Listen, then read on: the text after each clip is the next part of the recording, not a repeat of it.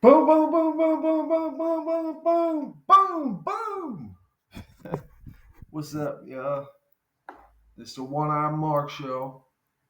Yeah, I got everything on the net. You probably can't see. It's dark. It's not good light in here. But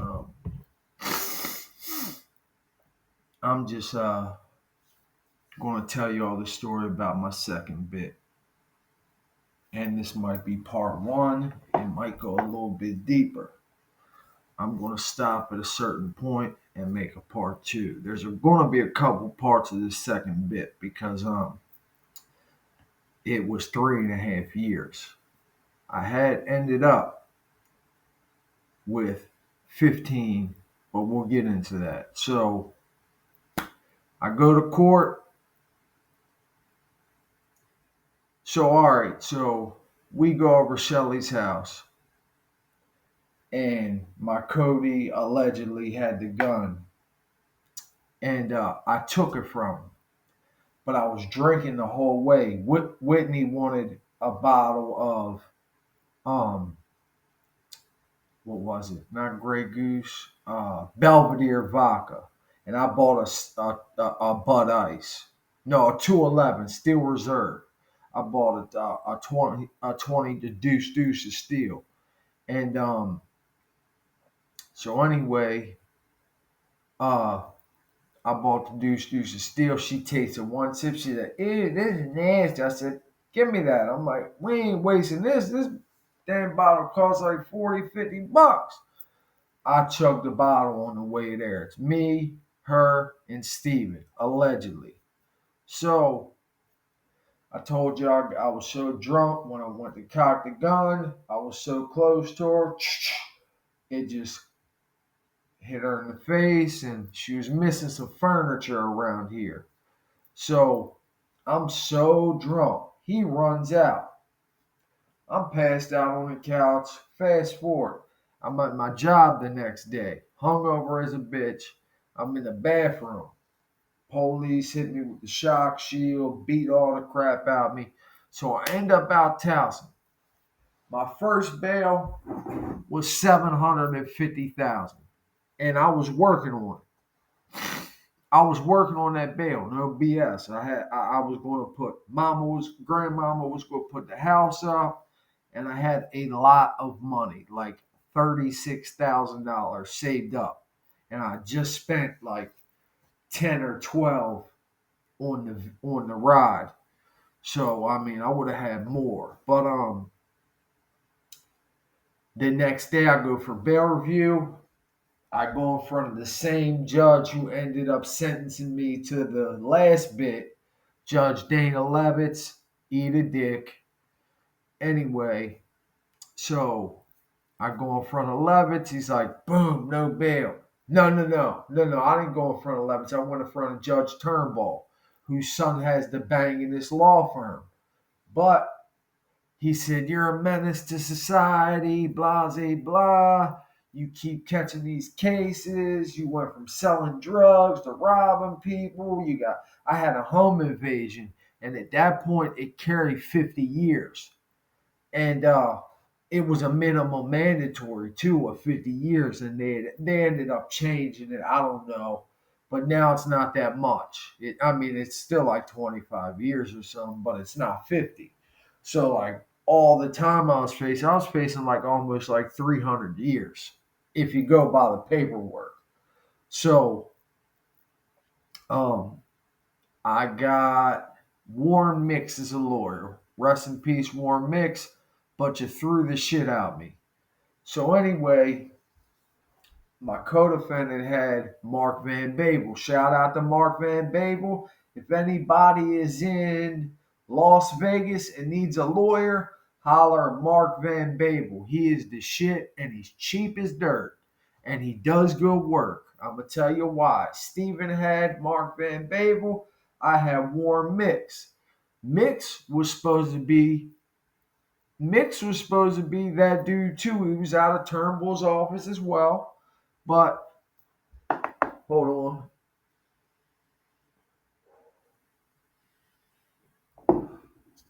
I had to hit the vape. got my nerves up. So mix, so they put me. Now I'm on parole, so I know the parole school come get me. So they put me on a high bail, no bail. It's like two, three white boys up there, and I'm not gonna say I had to show off or do anything because I didn't have to. It wasn't like that. We got along with the black dudes. Black dudes got along with us. Um, you know, but like everybody gets tested in a way. Like these little young black kids started playing this game where if you had your shirt off, they would slap you in the back as hard as they could to see how hard they could leave a handprint. The first one that slapped me in the back, I grabbed both of yo's wrists and shook them like, yo, if you hit me again, I'm gonna beat the shit out you in here. Like, yo, go on with yourself. His name was Worm. Shout out to Worm because we got along after that. He seen I was a G, so it is what it is. So anyway, I'm messing with these two older white dudes who were career criminals. They were in there for a bunch of burglaries. I don't know how much time they got. I can't remember their names. But we would play cutthroat pinochle. That's three-player pinochle. It's the hardest game on earth, card game on earth to play. It's not in no casinos. You got to find people that've been to prison or learn how to play it uptown. It's spades on steroids. Anyway, so I'm hanging with these two old white dudes mainly, and they're telling me the ins and outs because they asked me, have I done a bit before? I said, yeah, I'm on parole. They're coming to get me. Because the jail even told me, look, they violated your parole. They're coming to get you, blah, blah, blah. So all the parole violators were going to MCIJ. So I stayed on a tier. I started running the store. I mean, this is how respected I was. I started running the store. So, I mean, everybody always paid me back. I ain't never had no problems. But I had one cell buddy who they would lock you in for lunch and then they would use your ID. You'd have to use your ID to get your tray. One day he used my ID to get my tray and left me sleep instead of waking me up for lunch. So man, I leaned all over yo. He checked in. He got up out of there. He moved. He moved. So and matter of fact, after he moved, Worm and them ended up just like roughing him up, and he had checked in. He had went upstairs. We were on 3G, 3G and at 3G, 3G and 3E. No, 3G and 3GF. So 3GF is another part of the tier, but it's separated by a wall and the sally port. But the back door, you could slide stuff under. So if somebody caught or whatever, we could drop the food off in the sally port. They'd slide it under the back door. Bing, bang, boom. But I wasn't on no getting high stuff at all. Like, I couldn't believe that I let myself fall like that. But it was all due to my mentality at the time about Amanda.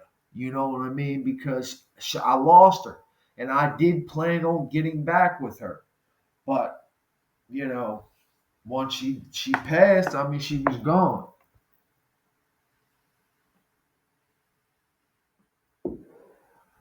So anyway, she once she passed, she was gone. So I lost it. You know what I mean? That was my sweetheart from 14 to 22.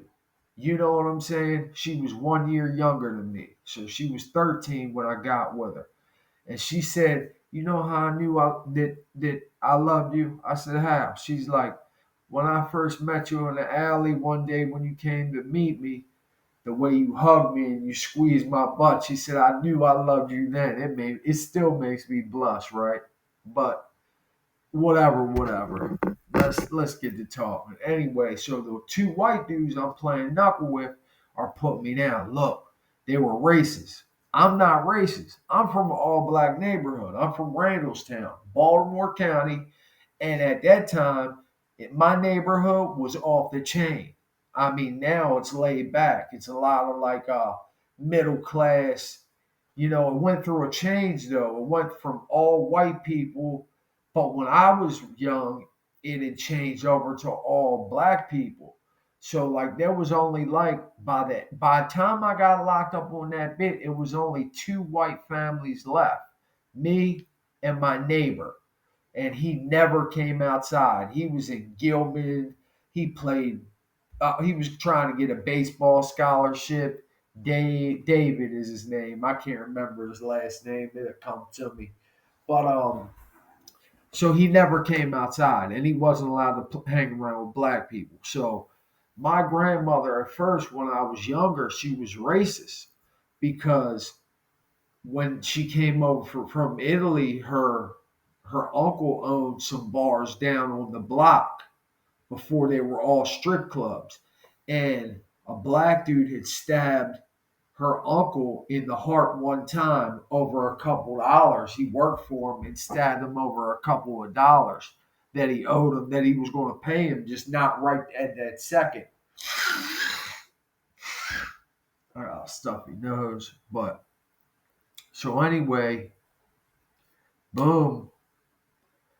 I'm hanging with these white dudes. They're preaching all this racial shit to me, and I'm really believing this. Look, stay with your own kind. If you mess with them black dudes, they're gonna stab you up. They're gonna do this, do that, and that wasn't true at all. Maryland, yo, black and white get together. Sorry to say, you Aryans out there, and you Peckerwoods and all that shit. Don't get me wrong, but my nationality that I'm aware of is Jewish and Italian, not Sicilian, Neapolitan. So, anyway, that's at least what my grandmother said because she didn't want to admit we had Sicilian in us because Sicilian has black blood. Anyway, but little history. But anyway, Sicily was invaded by black Vikings, and it's an island off of Italy. And the Vikings killed most of the men and men, boy, children, and raped and pillaged and made their own people. So Sicilians have curly black hair. Sometimes they have afro, sometimes they don't, but they have slick back hair. Neapolitans have blonde hair, blue eyes. All my family has dark features. Like, look, I got dark hair. You know, every one of my family had dark hair. But anyway, so I'm not saying I'm Sicilian. I'm not saying I'm not. I ain't never got on any of those sites, but I do plan on doing that to get in touch with my Jewish side. So the reason why I'm not in touch with my Jewish side is because once my grandmother and grandfather married, his side of the family was uh straight Jewish, only believed in Jewish ways. Him marrying a Catholic, they cut us off. So none of my Jewish side I got to meet, but maybe one or two of them. And I'll explain that late in another story when I'm kicking the bobo. So I'm listening to these white dudes say all this racist stuff. I go to MCIJ. Boom. Parole picks me up at like 3 o'clock in the morning. You're leaving. I'm like, where am I going? They're like, MCIJ. I'm like, for what? They're like, you're a parole violator, ain't you? I'm like, yeah. They're like, you're going to MCIJ. I'm like, damn. I heard that joint was rough, and I ain't gonna lie, it was off the chain. This is before the invasion of all the Africans that came there to work. At this point, it's all hood broads, all hood dudes. They got two white people working there, or three white people. At the time it was Lieutenant Burroughs, but now I mean he's up there. He might even be a warden by now, for all I know. But it was Cowboy, which was cool as shit with black dudes and white dudes, but he would do white dudes favors. Then they had Miss Miss Shiflett, and all her peoples are from Southwest Baltimore. Her brother used to work at City Jail. He was the one that drove the motorcycle. You can still see a motorcycle parked out in front of City Jail or down there in that area to this day. So he probably still works at the jail. And Miss Shiflett, she probably still works there too. She's probably up in rank now too. I mean, shoot, she might have retired.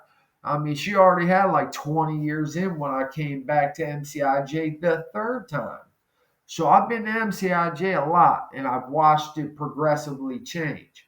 So I get there, every day it's a stabbing. All they do is lock you in, come clean up the blood with the mop, and bada bing, bada boom, you're out back in effect.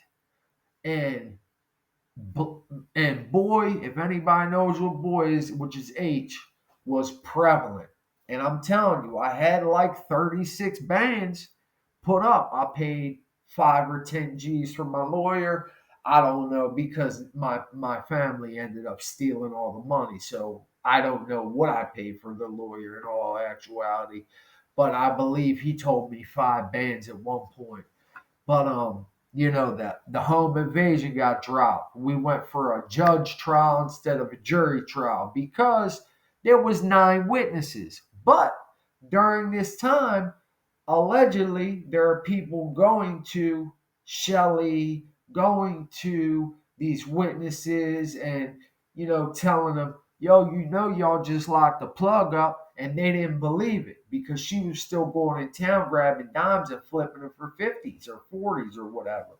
So once she started getting robbed in town, they found out that I was the plug. They all changed their statements. The only ones that didn't change their statements was John Cartwrighter. And John Cartwrighter was 15 by that time. And Shelley knew I kept a gun there. She didn't know which one. She told him the description of all 3 guns she seen me with, and they happened to find an Accutech 380, allegedly. No, they found an Accutech 380 there, but that was their gun. Period. Point blank. Not allegedly, not none. That was their hammer because they were getting robbed all the time, and somebody allegedly gave it to them to protect themselves. So you don't get robbed here. Do your thing. You're 15. You cap somebody, you're going to be home in a year or 2 or 3. You ain't going to get life in Maryland. People with 14, 15, you can't even get raised up to an adult. And he was 14 when I allegedly gave him the Accutech. And he couldn't even done but 4 years, and they would have let him go. You know what I'm saying? But yo, he straight told. His mother told on me. His mother got on the stand, and all the fiends that were there that night. It was like 9 fiends in that room. All of them changed their stories. All of them. So it's me and Steven with our lawyer, each of our lawyers. They're fighting it. They're fighting it. Everybody changed their story. No, I didn't see him that night. I didn't see him either. But I seen Steven a bunch of times. He used to live there, and then he moved in with Shelley, so it's not uncommon. So the police the lawyer told me to do something crazy, and I was calling my co-defendant because he went on the run. When I was in Towson, I'm calling him on a cell phone number, allegedly. Hold on. And let me call you back and film it, bro. All right. So anyway, so I'm calling him up. I'm like, yo, my lawyer wants me to make a statement and say that we were there, but there was never no violence or no robbery. We don't know what happened to Shelley. She's making this all up. You know what I mean? And my lawyer was telling my uncle this, and I don't know if it was truth or a lie, but when I talked to the lawyer, he was like, yeah, I want you to say you were there because there's so many people that are corroborating that you were there, but he didn't know they were going to change their statements. If I'd have known they were going to change their statements, I would have never made a statement. All I said was Steven wrecked her car. We were over there trying to fix the car, and we ended up leaving. That's it. It was all drug related.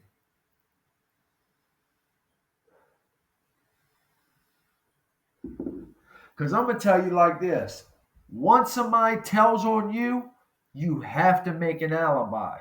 So I couldn't say, oh, yeah, I wasn't there when I got people saying I was there. But then they get up on the stand and say, yeah, Mark was there, but he didn't assault anyone. You know what I mean? The only people that stuck with the story was Shelley, John Cartwrighter, and his mother. She told on me for nothing. And I was giving her big coke, big smack on the low, allegedly. You know what I mean? Because I found out she got high. You know, I was really trying to get with her sister. Their sister name was Amanda too, and she was bad. And she was a brick house. But anyway, so they take me to MCIJ. Me, I'm thinking what all these white dudes are saying in county jail was true. Stay with your own kind. So I'm hanging with these white boys from Mount Essex. They start saying on the low, like I'm faggy, they don't know me. You know what I mean? They're telling black dudes, we don't know him. You can rob him if you want. But all I did was work out. And at that point, I was like almost 300 pounds. Like I was doing with the 220 bar, seated front lateral presses. I mean, like I was a beast. My bench was like three something. I never maxed it out because I didn't, I barely had people to work out with because I would go so heavy. Shout out to Ghost. He was a strong MFer too. He would grab a pig iron out in the yard. It would be cold as hell, man. And he'd be repping it, repping it, repping it. Ghost, Jeff Minner. Shout out to Ghost. I hope you're doing well, bro. But we can get into the story of Ghost another time. He did some biatch ass shit too. But he'll fight. I mean, if he punches me in the mouth over this, it is what it is. But let's let's get back to the meat and potatoes. Huh? Meat and potatoes. Anyway, I'm trying to see how to turn the light up on this. Hold on. Screen light. Turn the screen light up.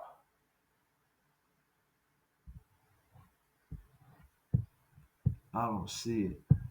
I'm gonna pause it for 1 second, y'all.